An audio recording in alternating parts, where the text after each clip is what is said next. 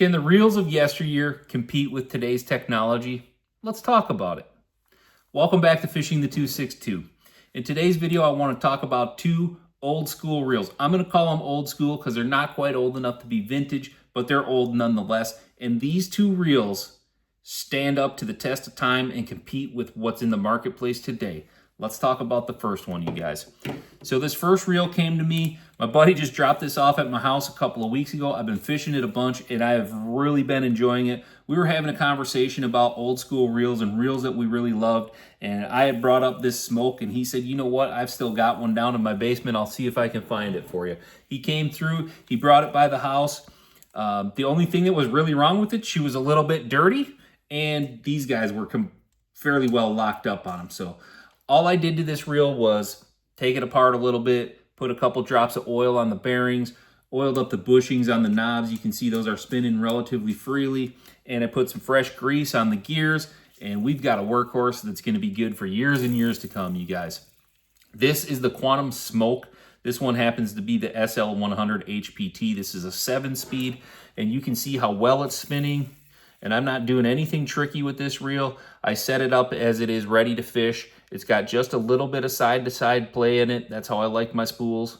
Just a little bit, not too much. You don't want them where they're just absolutely knocking left to right, but I don't mind a little bit of slop. And you can see I've got that brake set about halfway. And so we're not playing any tricks. We're not free spooling this thing. This thing was built probably in 2010, 2011, somewhere in that time frame, and it is working as well as the day it came out of the box. This reel, with the exception of casting into the wind, will perform as well as anything in my boat. When casting into the wind, I'm still going to give the nod to the Tatula SV. I just don't believe that there is a technology out there that's much better than a Tatula SV, unless you want to listen to the DC brakes whining the whole day. The SV100 is probably the best casting reel into the wind that I would enjoy using. I can't stand the noise of a DC reel. I've got a few of them. I've sold most of them off. I just can't stand the noise. I don't like it. That's my thing.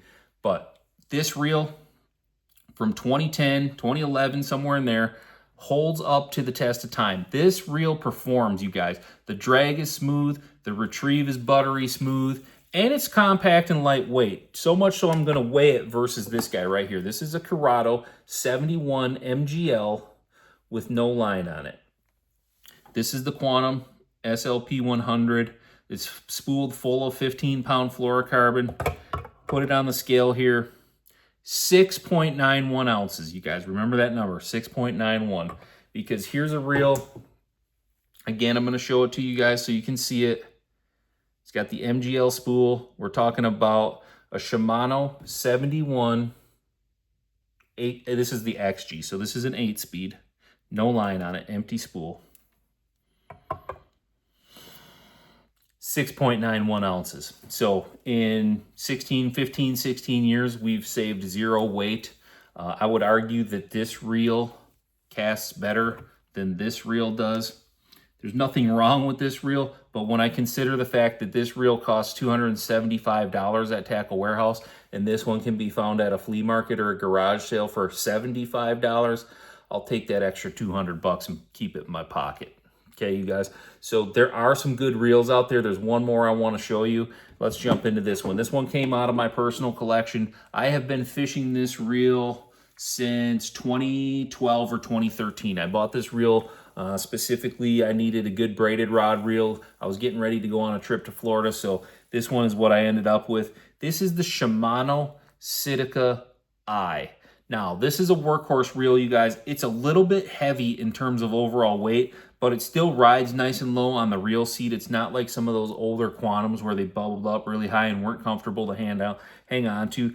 This is a very similar shape to what's being currently made, and I wish I had a 200 size reel to kind of show you how similar these two reels actually are in shape. The 71 obviously comes to a narrower taper than the 200 does, but again, this is the modern frame for Shimano. This is kind of, again, this is when the bait cast revolution kind of began.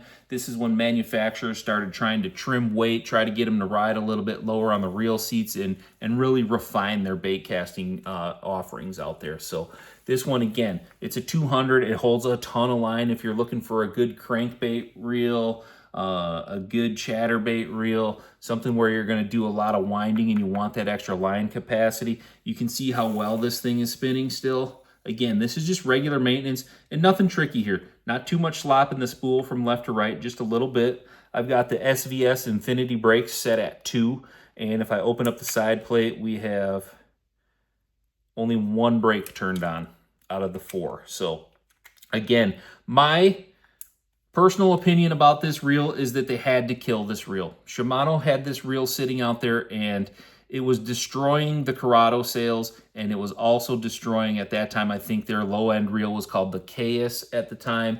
The Chaos was about 95 bucks. The Corrado, and then this thing was sitting right in the middle of them. This has 1 bearing less than the Corrado.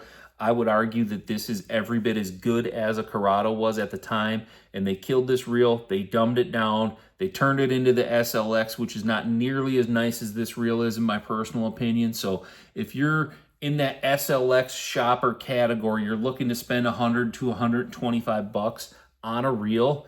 If you can find either one of these guys in used condition that's in good shape, this is a better way to go. I know people get weirded out by old equipment, but if it's been well maintained and it's in good working order, both of these reels will help you. They will be higher performing reels than anything you can buy in that $100 category. I'll die on that hill, you guys. I think both of these reels will outperform most reels that are available today. They're going to perform at or near most of your reels that are going to land in that $180 to $225 price point, and you're going to get a ton of use out of them. As long as you're willing to just do a little bit of cleaning and a little bit of maintenance, this is going to save you a ton of money. It's going to give you a great experience out there on the water. So do not be afraid to shop the used markets, you guys. Just be safe when you do it.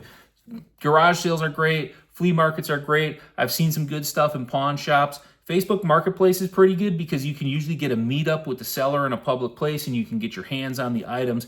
eBay scares me a little bit more because you can't feel the reel. You can't necessarily feel it spin. You don't know if the drag's going to work. You're kind of at the mercy of your seller at that point. So if you can get hands on it before you buy it, I think that's a big key too, you guys. So I hope these tips helped you out. I hope they save you a couple of bucks. You can take that savings and maybe buy a higher end rod with it.